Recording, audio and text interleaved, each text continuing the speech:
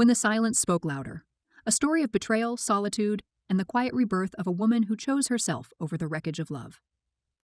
When people talk about endings, they often expect noise, arguments, broken plates, and loud crying. But when my marriage ended, it was quiet, like a window closing on a windy day.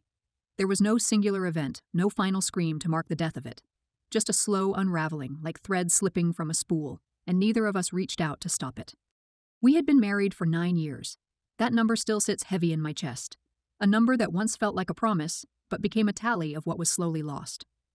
Not all of those years were bad. In fact, many of them had shared routines, little rituals that felt meaningful. Brushing our teeth side by side, folding laundry while the television hummed in the background, and exchanging glances across crowded rooms that only we could read. We were never extraordinary, but we were solid.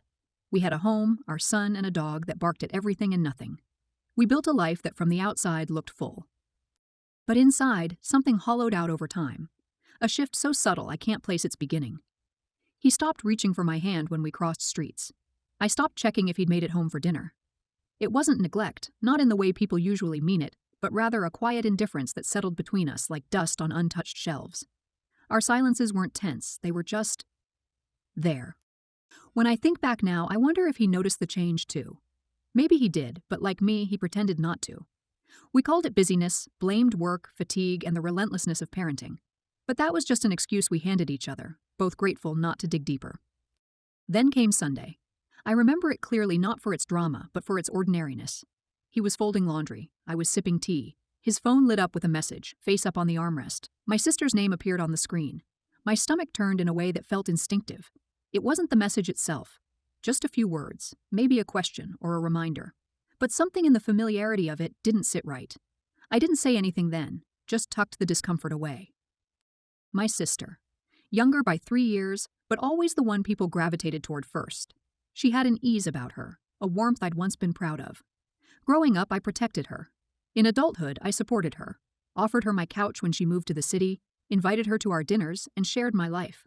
She laughed easily and used to sing in the kitchen, but lately her laughter had stopped reaching me. Maybe that should have been a clue. At first, I convinced myself it was just a bad feeling, but the days that followed turned feelings into facts. The change in his schedule, the tone of his voice when she was mentioned, the too casual excuses. I started seeing the pattern I hadn't wanted to believe. Once your eyes are open, the world stops being kind. Everything you once trusted becomes suspect. But instead of fury, I felt a fatigue that was almost physical, like something had been pressing down on me for years, and now I was finally feeling its full weight. The betrayal didn't roar, it whispered low and constant, a soft breaking apart. One morning, I packed a bag, a few clothes, a book, and a scarf my son had gifted me. I didn't leave out of vengeance. I didn't even leave a note. I just walked away because staying felt like lying. I wasn't running away, not exactly. I was choosing something I hadn't in a long time. Space. I found a small town along the coast. It was the off-season, the kind of place people vacation to in the summer but forgot by autumn. The streets were mostly empty. The sky always looked bruised. I rented a modest apartment above a bookstore that smelled like old paper and cinnamon. The landlady was polite but distant. No one asked why I was there. It suited me perfectly. Each morning, I walked along the shore. The ocean wasn't beautiful in the traditional sense. It was cold, sharp, almost violent. But there was truth in that, the honesty of unrest. It mirrored something inside me. I didn't reach out to him. I didn't contact her. I stopped checking messages. I left our son in his care, but my mother visited often. I told her what she needed to know and no more. She didn't press. Loneliness became a quiet companion. Not cruel, just persistent. It followed me from the sea to the kitchen and from the cafe to the window at night. But in that stillness, I began to notice life again. I bought a journal, not to track time or healing, but to collect moments. The way the sky turned violet before dusk, the sound of pages turning below in the bookstore, the scent of fresh bread that sometimes wafted in through the vents. When winter crept in, I was surprised by how much I didn't mind it. The cold simplified everything. It gave me reason to stay indoors, to wrap myself in layers, and to sip hot tea without guilt. I began to look less at the past and more at the present. Slowly, the ache dulled. Not disappeared, that takes longer, but dulled, like sea glass smoothed by waves. Then one morning, a letter arrived, her handwriting on the envelope. My sister. She wrote that she was pregnant, that she hoped I could understand, that she missed me, that she wanted me to come home. I stared at the words for a long time. Not angry, not even sad, just distant, as if the person she addressed had lived another life. I didn't answer the letter. I folded it and placed it in the back of the journal. A week later, I returned to the city not to see them, but to see my son. I didn't go to the house.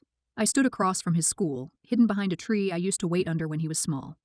I saw him exit the building, laughing, arms flailing as he spoke to his friend. His backpack bounced against his back. He had grown. Not just taller, brighter somehow. More alive. I didn't call out to him. I turned before he could see me. It was enough. Not satisfying, not healing, but enough. Back in the seaside town, I went back to my routine.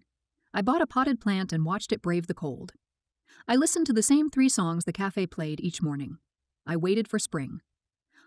Spring arrived not all at once, but with hints of a slow retreat of gray skies, the faint perfume of blossoms that lingered in the morning air, and the first sign of green pushing through the cracks in the pavement. In the window of the bookstore below, someone had placed a vase of tulips beside the register. I stood by my apartment window longer each day, drawn to the way light fell through the curtains. The stray cat still visited, now with a calmer presence. Its ribs no longer showed. It trusted me just enough to sit close but not to be touched. I understood that boundary. I honored it. I didn't make any decisions. Not immediately. I let time work on me in small, unseen ways. My days unfolded like chapters without a plot. Soft mornings with tea, walks by the sea, and the occasional magazine picked up from the bookstore. Sometimes I watched the waves long enough to forget my own name. That forgetting was a mercy. I thought of my son, less as a wound and more as a missing piece. Not an absence, but a presence held at a distance. I wrote his name in the margins of my journal, not attached to any thought, just his name, as if calling him softly through the page. I imagined what he was like in his everyday life, what foods he refused to eat now, and what stories he asked for at night. In some ways, not knowing preserved him. I didn't imagine the others as much. When I did, they felt like shadows stretched long by fading light. Their outlines are familiar but stripped of intimacy. I didn't carry hate. That would have been too heavy. What I felt was a quiet severing, like a thread snipped with gentle hands. I no longer belonged to them, and they no longer belonged to me. I spent a week sorting through my things, not for any grand move, but to take inventory of what remained. Scarves I hadn't worn in years, books I didn't remember buying, photographs that made me pause. I didn't throw anything away. I simply acknowledged them, then placed them back carefully. Sometimes healing was not in letting go, but in learning to carry what stayed behind. Letters from my sister came once a month. I didn't open them right away. I would place them on the small wooden table near the door and let them sit until the right day. When I finally read them, it wasn't with expectation, but with stillness. She didn't ask for forgiveness outright. Her words were careful. She described the baby growing inside her, the cravings, and the quiet kicks that startled her in the night. She told me she still remembered our childhood. The days when we built tents out of sheets, the games we played in secret, and the comfort of my voice reading her to sleep. Her memories softened something in me but didn't close the space between us. Not yet. I sent her a small package, no letter inside, just a pair of handmade wool socks I found at a local stall. Warm, sturdy, the color of seafoam. It wasn't a message of reconciliation but a gesture of recognition, an acknowledgement that we had once loved each other. The baby was born in late spring. I learned this through my mother, whose voice trembled with relief. She didn't mention names, didn't ask me to come home. She only said the child had arrived healthy. That was enough. I didn't feel a pull to see the baby, not because of pain that had long dulled, but because it belonged to a life that no longer included me. I had become a witness to my own former world, and I had no desire to re-enter it. Instead, I made plans. Quiet ones. I found a part-time position at the bookstore, helping with the afternoon shift and occasional restocking. I liked the order of it, the scent of paper and ink. The owner was a soft-spoken man who respected silence. We didn't speak often, but he offered me coffee in mismatched mugs, and I grew fond of his predictable kindness. On weekends, I joined a pottery class held in a converted barn on the edge of town. The clay was cold in my hands, stubborn at first, but with time I learned its language: pressure, patience, and breath. I made misshapen bowls, uneven mugs, and a vase that leaned slightly to one side. I kept them all, flawed things, but mine. I met people, slowly. A retired teacher who wore cardigans year-round, a young woman who painted birds and sold her work at the market, an older man who collected shells and believed everyone carried a story. These people did not ask about my past. They met me as I was, and I offered them the same. We existed in the present, without excavation. There were days I missed the version of myself I used to be. The mother who braided her son's hair. the sister who stayed up late listening to heartbreaks, the wife who believed in shared futures. But grief, I learned, wasn't just about losing people. It was about mourning the person you no longer were. In the late summer, I received a photograph. It came in an envelope with no return address, but I recognized the handwriting. It was of my son holding the newborn. His eyes looked serious, a little too thoughtful for his age. He was smiling, not forced, genuine. He looked happy. That picture stayed on my bedside table. I allowed myself one cry that evening, not for what had been lost, but for the small mercy of knowing he was okay. I visited the city one final time that autumn, not to reclaim anything, but to close a door gently.